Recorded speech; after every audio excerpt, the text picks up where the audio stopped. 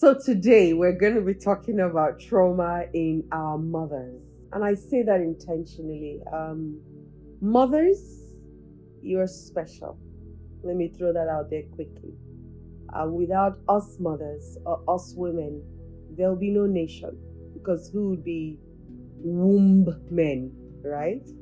However, as mothers, we carry a lot of burden and a lot of pain. And I want us to watch a video and listen to what this lady was talking about.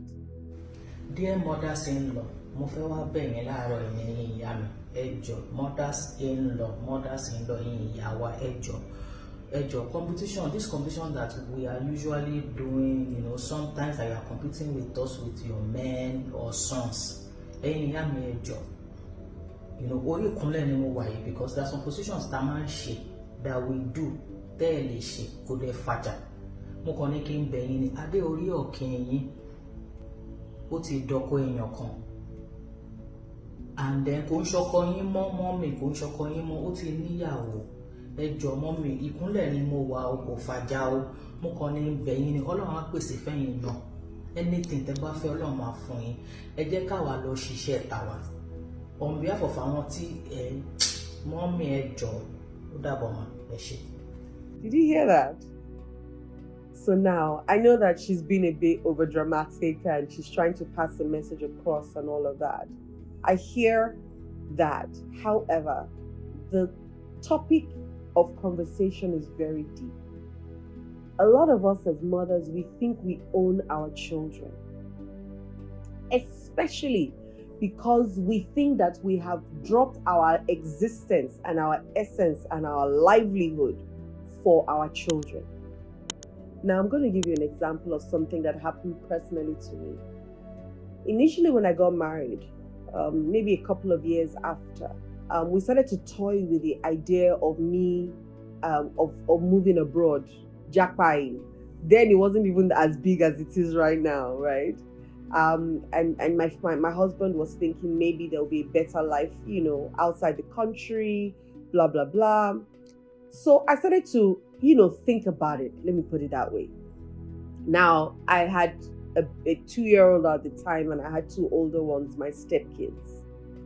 I sat down one day and I thought to myself, really, am I making the best decision here? So in my thinking, I thought to call a cousin of mine who lived in London. So I called her and I said, look, I'm thinking about doing XYZ. What do you think? And she started laughing. She said, the moment you get to Heathrow, delete my number. I said, delete your number again. You are my support sister. She said, I don't know you again, that you want to come to London with 3 children, only you. Is your husband coming? I said, no. He said, only you. 3 children. You have 2 older ones, yes, but you have a young one who is 2 years old. You're going to fend for them. You're going to be there for them emotionally, physically, morally, mentally, spiritually, all the allies. Only you. She said, once you get to Heathrow, delete my number because I cannot be there for you. I'm even looking for help for myself. I'm like, whoa.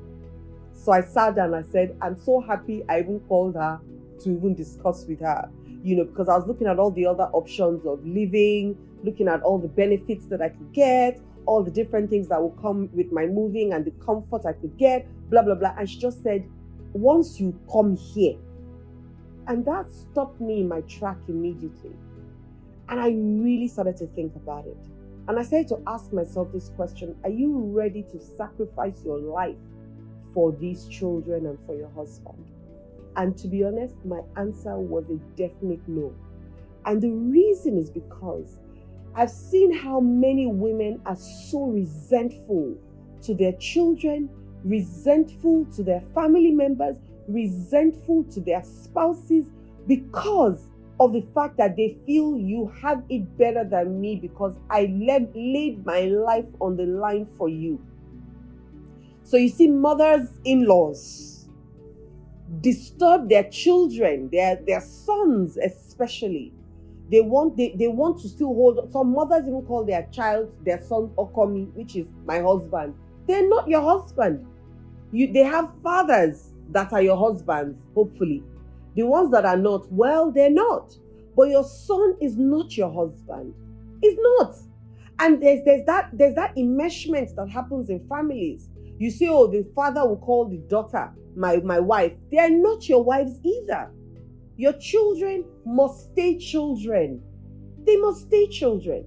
And so because of the trauma that we have, most times the parents don't have a good relationship. So the woman then carries the love that she should have given to the husband to the male child or first child, or vice versa, because the men do it to girl children as well. That's why you hear, oh, girl children are close to their fathers, male children. It's enmeshment and unnecessary. My own daughter is closer to me than my husband because I have formed a relationship with her to make her know that she can trust me, and I have a beautiful relationship with her. In fact, sometimes I feel like I'm the air she breathes, right? So because I have not forced what should have been on my husband on her or any of my other children, and a lot of us do it. So because now you think, my husband, how would you let your husband go? Even if this child is with another woman, you're going to hold on to that child deeply because this is your husband, isn't it? You're not going to release your husband. But if it's your child, you'll be able to let the child go. So back to my story. I then said, I will not be one of those women who will end up resentful at my kids or resentful at my husband for living his life and having a good life, and my children also getting to their own. I had a friend who her daughter said to her, Mommy, I didn't ask you. You're the one that decided to do what you did. And it was so, I looked my friend into the eyes and I said, but it's true. They didn't ask you. You decided to put your life on the line. And that's what I would have done. It would have been a decision that I took in my own home to say, okay, I'm ready to put down all my own wants and desires and my career decisions and all the things I want to do so that I can support my husband who is going to stay home and keep living his life. And then I can support my children who one day will wake up and say, Mommy, see you later, alligator. And they'll leave me. So I said I was not going to move abroad. My husband didn't like it, but it is what it is. I said to him, I said, I would only move if you are moving with me. If you move with me, then we can be there to give the same support or support to our kids together. But you're away, I'm away. One, our relationship definitely will suffer for it because I have friends who their relationships really suffered. The men ended up with other women, the women ended up with other men, or even when the man will come into the woman's space, the woman is waiting for the man to go because you are encroaching in my space. I didn't want that for myself. So it's either I was married and I stay with my husband, or I'm not. And then I know that I'm alone, right? But I wasn't ready to sacrifice myself for my children. Neither was I ready to sacrifice myself for my husband. And we're all still together, aren't we? Yes, we are. We're all still together. And we're still in Nigeria. We haven't left. Yes? And we're functioning properly. Well, maybe not to what everybody expects, but at least I think that I'm functioning better. And I feel like I made the best choice for me at the time. And honestly, I've seen so many women who are traveling abroad and they're so alone. And their life will never remain the same because of that decision. So mothers, I beg of you, do not pause your life for your children and then expect that and demand them, because it's a sense of entitlement, to sit down and believe that your children are the ones that must look after you because you looked after them first. You didn't tell them it was a trade when you were doing it, did you? Did you have a trade? Did you tell them that this is what you're going to do for me later in life? No, you didn't. So you assume that because you have done this without them asking you, you now assume that they owe you their life just because you gave them your life. Mother, they don't owe you their life. Yes, you gave them life. You are meant to be a steward. You're not an owner. So let your children breathe and you get a life. And I'm speaking directly to women and mothers. You need a life. At some point in my life, I didn't have a life too. I didn't have friends. I would tell you how, women are too tough to have friends with. They are too jealous. I used to come up with all those silly excuses of not having a life, and I didn't have one. And the day that I decided that it was going to change, it was at a party I went to with my husband. And at this party, and I'm sure I've shared this story before, but I'll share it again. At this party, all the men were getting up from different sides of the hall. And it was a huge hall to come and embrace themselves, release those beautiful, happy oxytocin in the body, hug, bow, they were greeting themselves. The women sat down in their place. Well, you know what they were doing, most of them? Just, looking at women from head to toe, wondering. And now, because I'm a boys' girl, I had to throw that out, actually, because a lot of my friends are boys. I call them boys, even if they're men, and I love, because I hadn't seen quite a number of them, they would see me and come, and I would stand up and hug them. I had 2 women actually say to me, "Why are you standing up to hug everybody? Are you the only one here?" And I told them, if you two want to hug, get up and hug them. Me, I'm hugging my boys because I used to be one of the boys, right? So it was almost like a re-meeting of minds. And I have very great relationships with people. So when they saw me, they were so excited. The ones that, were hugging me, we were all laughing. At some point, they turned up the music. We carried bottles and I started drumming because I'm a drummer girl. The real me, the authentic me had started to come out at that time. When I got back to the hotel with my husband, I said to him, now I know why women are very miserable. We don't have friends. We don't like ourselves. We don't have our village of people. Now, it takes a village to raise a human being, whether you know or like it or not a child, a human being. You need the friend that you can call and you just know that when you say XYZ, they understand you.